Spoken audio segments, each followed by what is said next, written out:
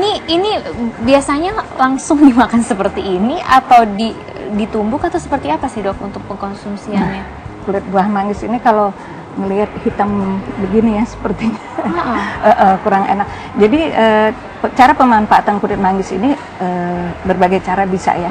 Kalau lagi musim manggis kita bisa beli manggis, buahnya dimakan, kulitnya dimanfaatkan, bisa direbus, airnya diminum atau dirajang-rajang kemudian disimpan, suatu dimakan. Tapi ada kekurangan kelebihan daripada pemanfaatan kulit manggis yang dibuat sendiri, kemudian dibubuk, disimpan, kemudian bisa juga yang sudah diolah.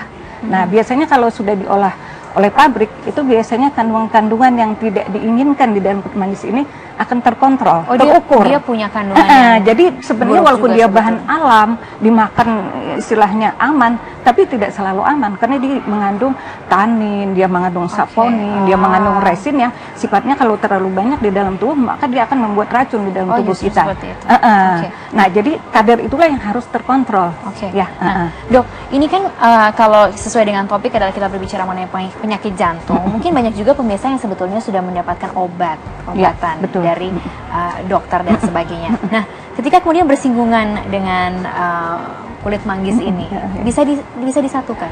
Oh, jadi begini, kulit manggis ini kan kalau kita makan seperti ini namanya suplemen kulit manggis ya.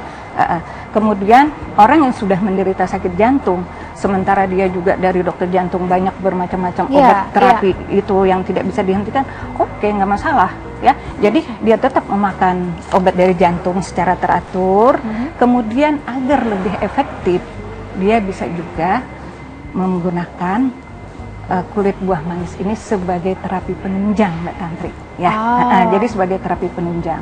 Nah, yang kita harapkan adalah khasiat dari kulit manggis ini kerjanya sinergis dengan obat-obatan dari dokter jantung. Jadi sebenarnya tidak masalah ya, Dok ya. Tetapi juga ada yang batas-batasannya ya. Jadi misalnya minumnya harus dijarakin dulu dengan 2 jam gitu ya. Itu satu. Dan juga bagi mereka yang menggunakan obat dari jantung, misalnya pengencer darah gitu ya. Nah, itu perlu hati-hati juga. Jadi bisa sebelum menggunakan obat tanaman suplemen ini harus berkonsultasi dulu ke dokter. Bisa ke dokter jantungnya atau ke dokter saintifikasi jamu. Nah, ini kalau untuk berbicara mengenai itu kan tadi ada jam-jamnya, ada jiranya dan sebagainya. Kalau untuk dosisnya sendiri, Dok, kan kita nggak pernah tahu nih, jangan-jangan apakah harus makan satu ini gitu, satu buah atau seperti apa gitu? Sebenarnya di dalam penelitian yang sudah diteliti itu adalah yang berupa ekstrak ya. Jadi ekstrak itu kan sudah terukur. Jadi bahkan orang Indonesia yang meneliti. Jadi penelitiannya terhadap tikus yang diberikan diet kolesterol tinggi sampai dia terjadi aterosklerosis. Nah, tikus-tikus itulah diberi dosis kulit manggis ini yang sudah jadi ekstrak itu 200 mg, 400 mg, 800 mg dan seterusnya. Jadi bertingkat. Nah, dari penelitian itu yang paling signifikan itu adalah 400 sampai 800 mg. Itu.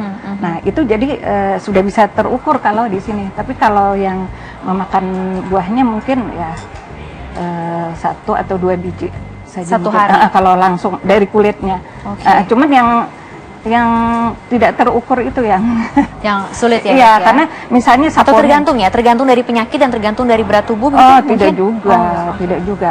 Cuman yang perlu diketahui tips untuk memanfaatkan kulit manggis ini, sebaiknya sebelum dimanfaatkan untuk sendiri dicuci bersih dulu, direndam air kira-kira minimal 1 jam ya, baru misalnya direbus atau apa ya. Cuman yang paling tidak kita harapkan saponin yang tinggi di dalam kulitnya yang luar itu bisa menyebabkan kejang-kejang usus, bisa menyebabkan diare. Jadi juga harus diketahui juga bahwa harus dikonsultasikan juga begitu ya. Ya, jadi istilahnya harus cara pengolahannya juga harus higienis ya.